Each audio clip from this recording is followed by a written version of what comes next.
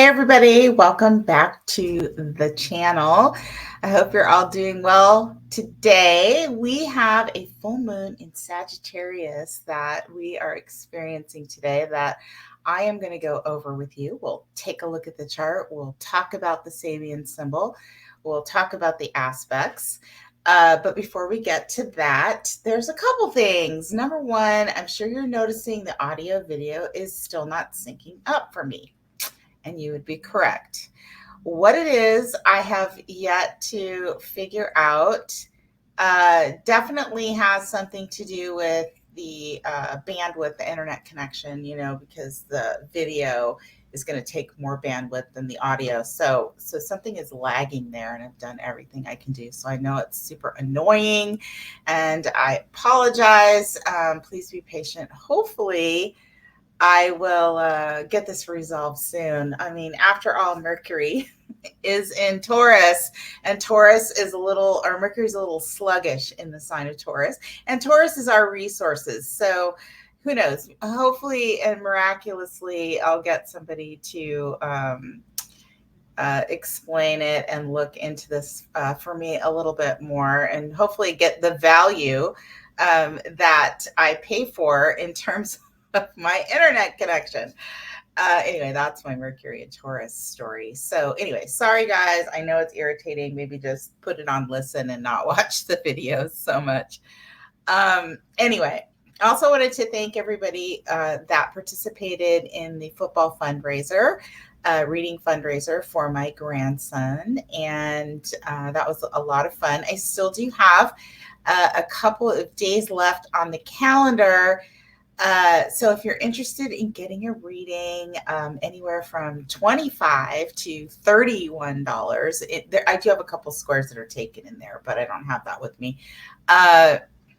Email me. My email address is down below, and I can let you know which square is up, and then we can set up a time to do a reading. So that would give you an hour, 1 hour live one-on-one birth chart reading or transit reading with me, and you'll receive a recording and a copy of the chart. So let me know if you're interested. I'll be doing that for another week or so before I have to get all the fundraiser money for that wrapped up and sent into the team, to the booster club. All right. If you have not subscribed to the channel, please consider subscribing, liking, sharing. Very much appreciated.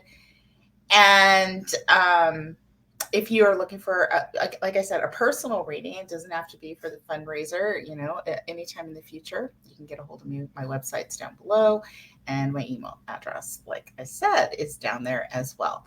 So we're going to take a look at this full moon. Came through this morning, so I am actually doing this a little bit later, just after the full moon has occurred. Of course, we're still under the energy of the full moon. And I actually did a recording, 2 recordings yesterday, and yesterday was such a busy day, right? It was a little fluid and a little bit chaotic, and I had a lot of things going on. So I didn't actually like the playback, aside from the audio video deal. I didn't like the playback of the video. I felt it was a little too rushed. So I'm going to pop the chart up here, and we'll take a look at it and see what all the specifics are here of this full moon. So the details is that we have here, oops, my little pen, full moon in Sagittarius, May 23rd, 2024. That's today, Thursday. Here where I'm at in Phoenix, this full moon occurred at 6:52 a.m. So it's been a couple of hours.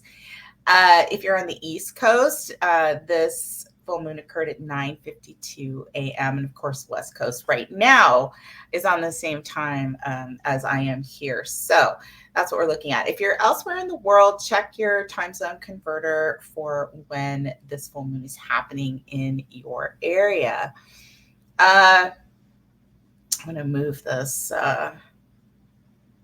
banner down here out of the way because it bothers me. Okay. and we'll get started here. So as you can see, we have a full moon here in Sagittarius, right? Ruled by the sign of Jupiter, which represents learning, and it represents uh,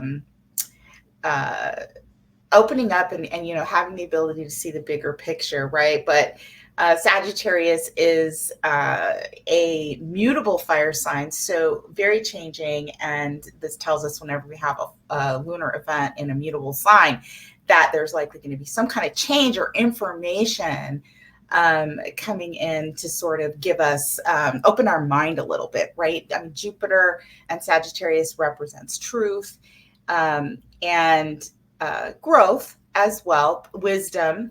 It also is a little bit, because it's a mutable fire sign, it is a little bit chaotic, right? Because there's just so much of an opening for information and learning and things like that. And Sagittarius wants independence. It wants everything to really be like big and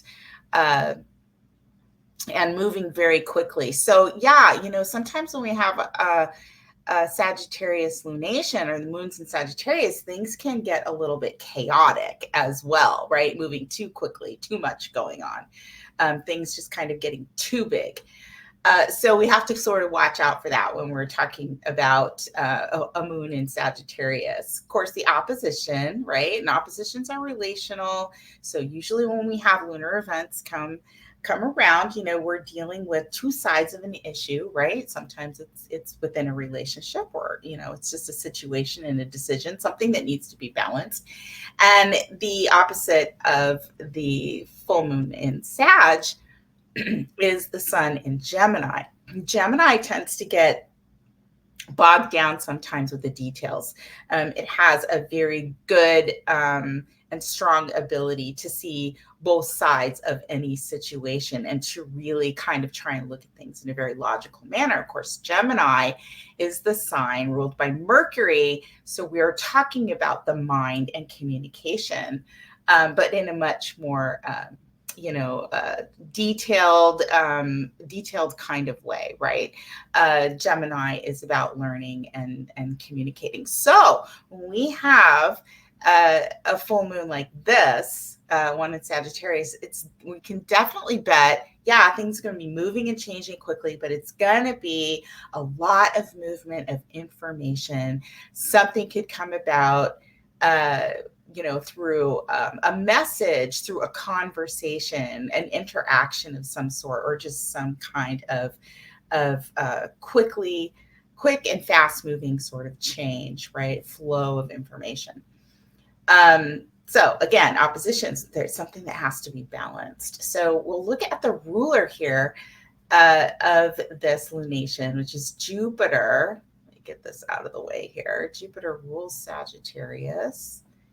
And Jupiter is over here in a conjunction with Venus, which is in its home sign in Taurus, which is a very strong place for Venus to be. And also a wide conjunction to the planet Uranus, which kind of tells us that in addition to having a full moon in a mutable fire sign, so things moving fast, and we have Uranus that's conjunct the ruler. So things could be coming fast and furious, but they could result in unexpected changes in direction or behavior even. It's a very tempting full moon here, right? With the ruler Jupiter in the sign of Taurus, conjunct Venus, which is all about what we value, what we want. It's about pleasure and comfort. And Jupiter there can be about excess, like going overboard. So there's a lot of temptation here in terms of what we choose to do. Can be very, very sweet, but can be very tempestuous and even indulging. So, or overindulgent, even when we're talking about Jupiter. So we want to be careful, right? Again, there's a balance here. not to overdo something, but really, this is an opportunity to take advantage of doing something differently, doing something that makes us feel good. And that's going to affect us in an earthy way. Jupiter, the ruler here, is in the earth sign of Taurus, fixed earth sign. So it's all about our body and our resources and our values, right? So this should be very interesting, a very dynamic, changeable, indulgent, tempting full moon in the sign of Sagittarius that could bring some surprises, right? Now, the sun here ruled by Mercury, which is over here in Taurus. I touched on that a little bit in the beginning when I talked about my internet connection. You know, Mercury in Taurus really is a very practical place for Mercury, the sign of the mind and communication, to be. So, but Mercury in Taurus is not shy about expressing its needs and its wants. And so, you know, that can kind of go a couple of different ways.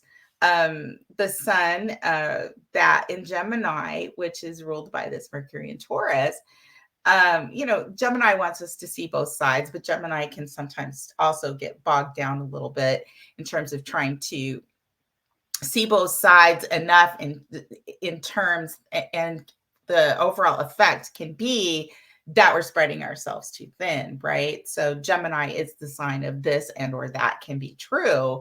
I'm not real sure how that goes over with the Mercury in Taurus. It's a little bit, can be a little bit set in its way, in its ways. We'll see. And maybe move a little, you know, Mercury in Taurus is going to move a little bit slower than it's, you know, when it's in its home sign of Gemini.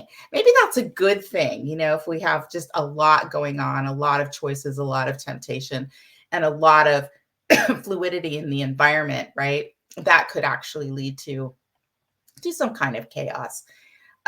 You know, let's not forget that Sag, you know, has its ideals and it wants to experience, it does want to gain independence and freedom and just kind of do its own thing. It can be somewhat of a run wild type of energy. And it is,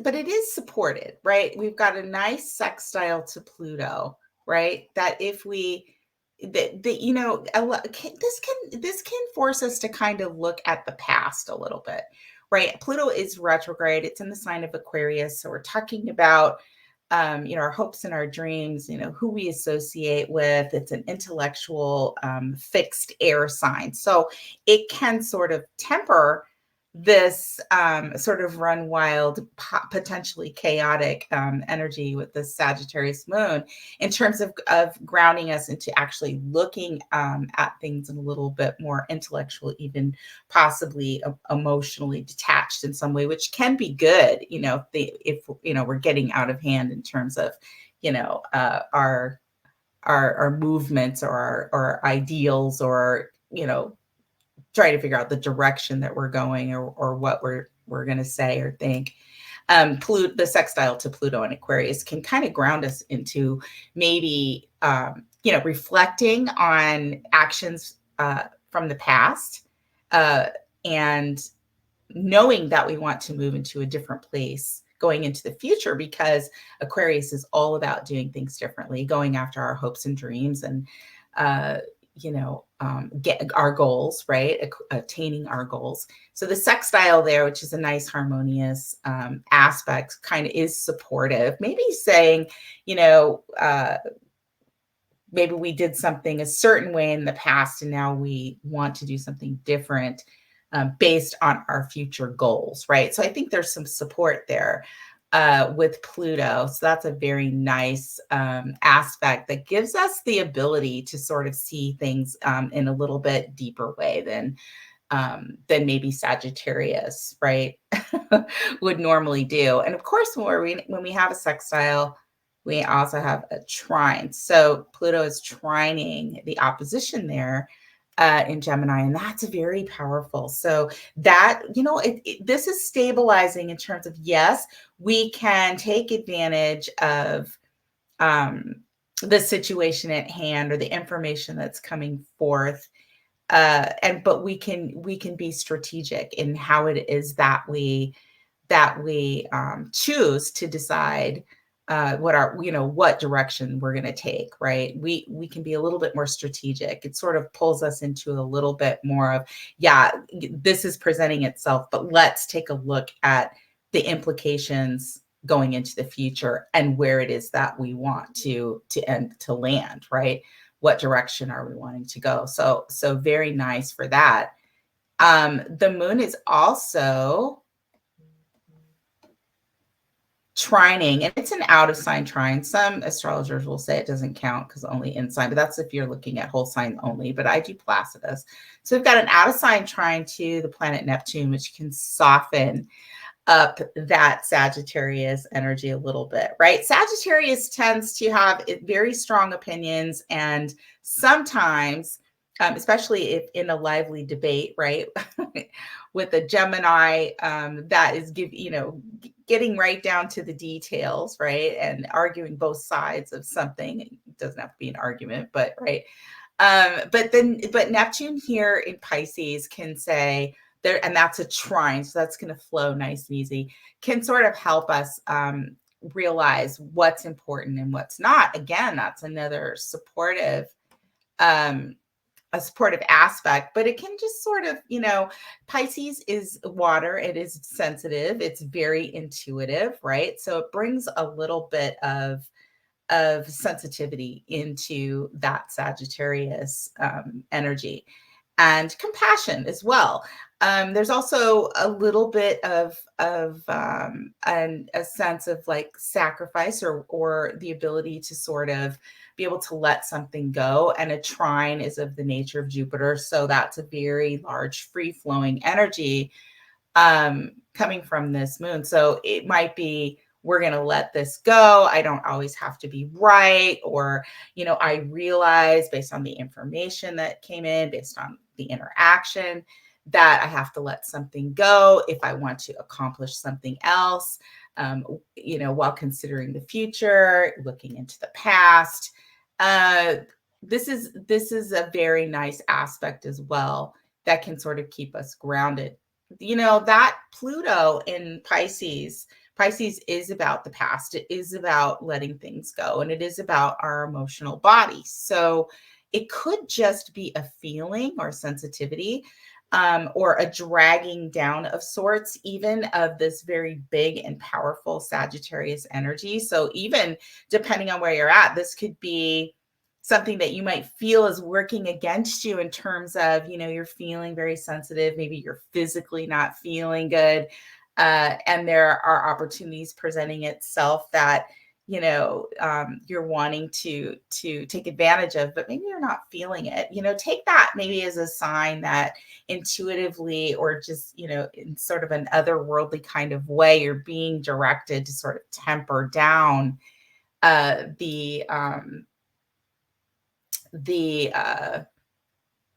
temper down the excitement, right? Temper down,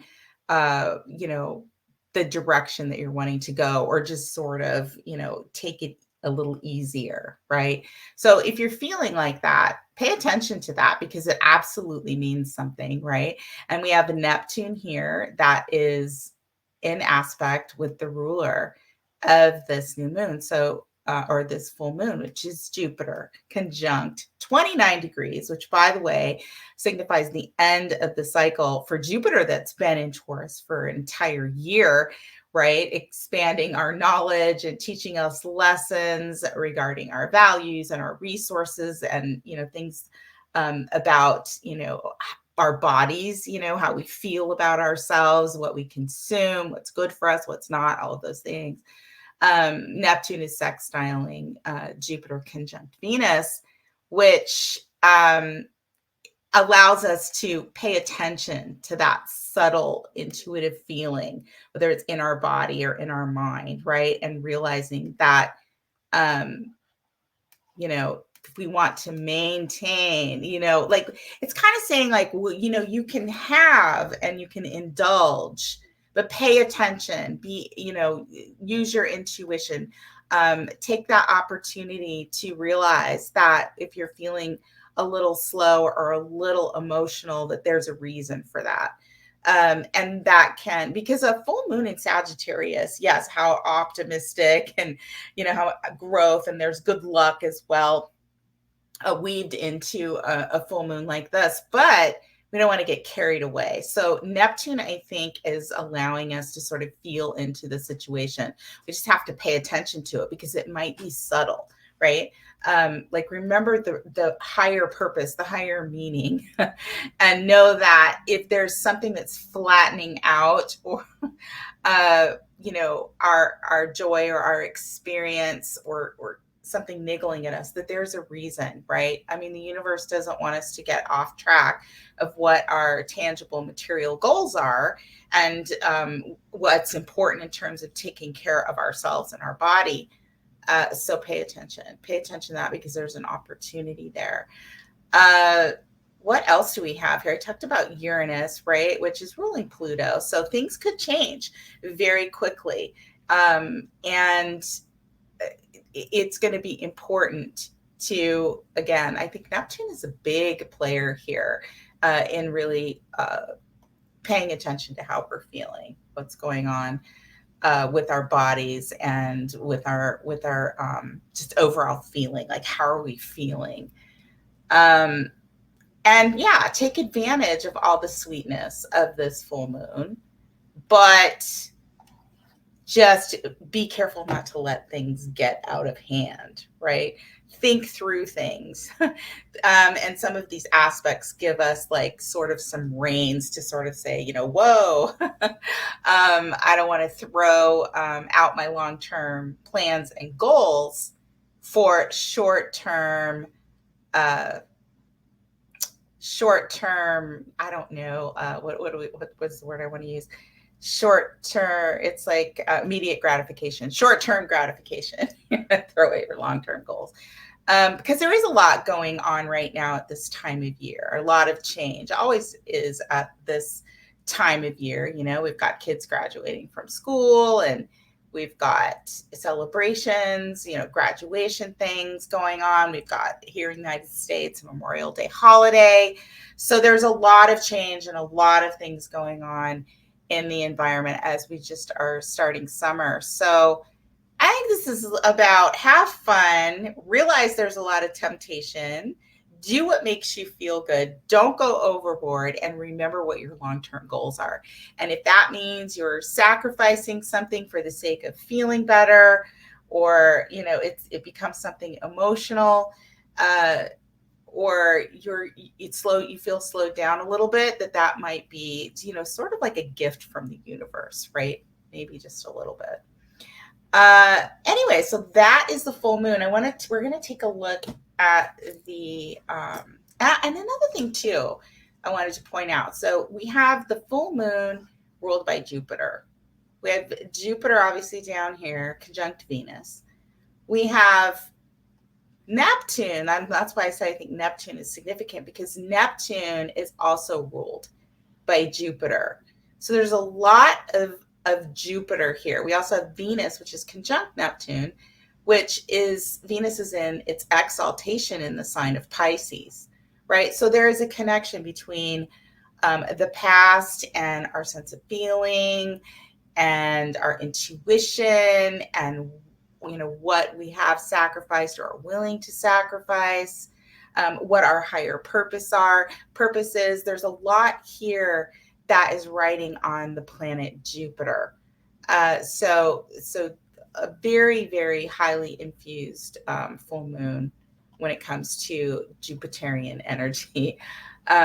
So a lot to learn here. Okay, before we go on to the Sabian symbol, I wanted to go over that. Also keep in mind too, we still have the North Node and the South Node. And since Venus is affecting the South Node here, and Mars is conjunct the North Node, having just come out of that and coming into a conjunction with Chiron. Also, right after this full moon, Mars will hit 19 degrees, which was the degree of the last eclipse. So there's still something kicking there from the eclipse within this within this lunation. So keep that in mind, and just keep in mind that the North Node and the Mars conjunction and the Chiron conjunction is in the cardinal fire sign of Aries, which is all about our body and how we take action. And cardinal fire, right, moves very quickly. So be careful of whatever it is that's going on. If there's an issue, a disagreement, information coming through, temptations, activity, whatever, just keep in mind that Mars is very strong in the sign of Aries, and it is tripping off that eclipse point. So slow down a little bit, pay attention to your body, but definitely go after what it is that you truly want for yourself. Just be careful. So that's just another sign that may be telling us we want to exercise some caution. And Venus rules that South Node, and Venus in the sign of Taurus. What feels good, tastes good, smells good, conjunct Jupiter can be overdoing it a little bit too much. And the South Node is about letting things go. So this might be a lesson in, what it is that we want. We might need to change how we go after that, so we don't lose something, or we don't have some kind of recurring situation from, repetitive behavior coming back from the past. It's sort of like we need to change maybe those behavior patterns, right? Take a little bit more action. Can also represent, not being so lazy. Sometimes Venus in Taurus, overindulgent, and can be a little bit lazy. I mean, it's interested in resources and practically, building wealth and all of that good stuff. But Taurus is a fixed earth sign, and it can get stuck in its ways. So it doesn't like to change. And I think maybe this is saying, cardinal fire, opportunity to change, mutable fire with this moon, and the Pisces, which is mutable. So all that mutable energy, sort of combines and puts an environment together for us where we can actually create some kind of change and be a little bit more cautious. Okay. Let's take a look at the Sabian symbol. So the full moon is at 2 degrees of Sagittarius. And so we round up. I'm going to take this chart off. We round up here to 3 degrees of Sag.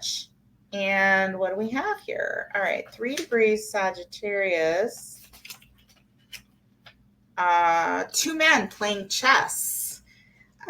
Keyword ability. The theme is battle of the minds. Well, isn't that fitting? Sagittarius and Gemini. It's all about the minds, higher mind, lower mind, lots of communication, lots of movement, lots of change. This symbol speaks to extraordinary competency and to mastery as it is achieved through mental discipline, imagination, and the ability to profit or learn from experience. The image of 2 men playing chess dramatizes intellectual competition, and it highlights the importance of strategy and long-range planning. Well, that kind of makes sense, especially with that Pluto in there. Like I said, it's like, think about the long term, right? Think about the long term. Think about the past. Think about the long term. Here is a necessity for patience, sustained concentration, and the ability to predict the moves of the other fellow and think before acting. Here also is an emphasis on being able to respond effectively and forcefully when the unexpected occurs.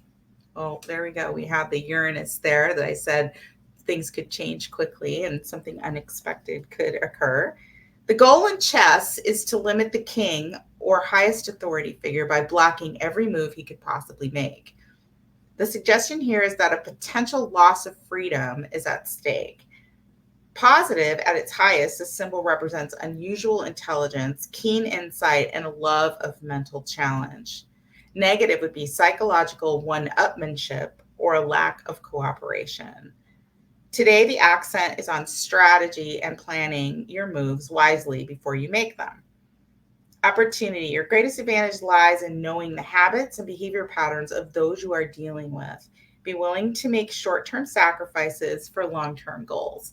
That's kind of what this full moon, the 3 degrees of Sag represents this full moon. But what's nice is it looks like the supportive planets are absolutely giving us the ability to sort of pull everything together and maintain a level of strategy. Whereas I think it would be the goal and the objective with this degree, but it might be a little harder to do if we didn't have the support of powerful planets like Pluto and Neptune kind of guiding us right through the situations that are coming up, which are likely to be regarding, some kind of conversation, information, some kind of awareness we're coming to.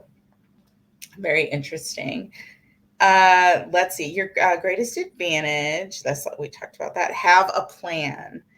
The risk would be guard against leaving yourself wide open to attack or letting yourself be rushed into making a foolish mistake. Very much sense your intuition, right? That Neptune and Pisces. Pay attention to how you're feeling underneath, right? You don't want to leave yourself super vulnerable, not be seeing things clearly. That can happen sometimes with Neptune, right? Neptune can bring us a little bit of a fantasy. And there can also be, an underlying, sort of like, am I really seeing things clearly, right? Is it really what I think it is? There could be a little bit of illusion there. So we want to be careful. And, but I think with the nice aspects to this moon, our intuition is likely going to be stronger, hopefully, than any illusion that might be presenting itself. Nonetheless, don't leave yourself wide open for attack. And don't let yourself be rushed into doing something that you might regret in the long run. Don't hurt your chances of success by exposing your hand too soon. So definitely strategy, but it's talking a little bit about, playing poker. Like, don't react. And sometimes it's hard not to react when we're talking about Sagittarius, right? And even Gemini, right? It's like, very fast moving. Gemini is the air sign and Sagittarius is a fire sign. And it's all about movement and words. And that can be hard to do sometimes. But I think the Neptune, I think, like I said, if you feel a little slowed down, Pluto can be in Aquarius can be, helping us detach a little bit, be a little bit more cerebral, right? And then of course, all the Taurus, if we play our cards right, and we're not just looking for that sense of pleasure, and have that big feeling of, I just got to get it. But if we fall a little bit more to the practical sort of slow and steady long-term effects of an energy like Taurus, I think if we play our cards right, this could be a good opportunity. Stepping stones would be strategy, tactics, competition, rivalry, contest, schemes, tournaments, long-range planning, study, mental acuity, concentration, focus, and mastery.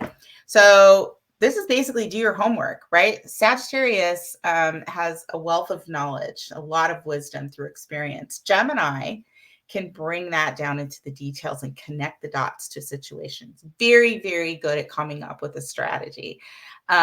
And I think the idea here is that come up with that strategy, present yourself, in a very well-versed manner, right? Just don't kind of go off. Yeah, it's sort of like, don't step over $1 to pick up a penny, maybe, right? Don't shoot yourself in the foot. Could be another one. Just be ready, be studied, and be a little bit controlled. Think of the long term, right? Think of the long term. So here we are with this full moon. I'd love to hear what's coming up for you guys. Drop it down in the comments. This is going to affect significantly the mutable signs. Obviously, if you have early degrees in the mutable signs, Sag, Gemini, Virgo, and Pisces, you're going to be experiencing this full moon most directly. So especially if you are sun or rising in any one of those signs, you'll be experiencing this full moon pretty significantly. I I actually have a Mercury at 4 degrees Gemini. So I'm wondering what kind of information or conversation, mine's in the 12th house, am I going to be privy to, or is going to come up, or what's going to happen here? So I think I'm going to be affected by this in some way. We'll just wait and see. Sometimes in the 12th house, it's like you don't see it coming, but yeah. And I keep my eyes wide open, and I would recommend that all of you do too. So have a good one. Stay safe, eyes wide open, ears wide open. Be smart. That's the thing here. Be smart, have fun, enjoy. Happy Memorial Day weekend to everybody who celebrates here in the United States. Thanks for being here. Comment, share, like, all of that good stuff. If you want a reading, want to participate in the fundraiser to get a reading, get a hold of me. Just email me. We'll figure out the details. I'll give you the scoop. Otherwise, may the stars forever be in your favor. Take good care, and I'll see you next time. Bye for now.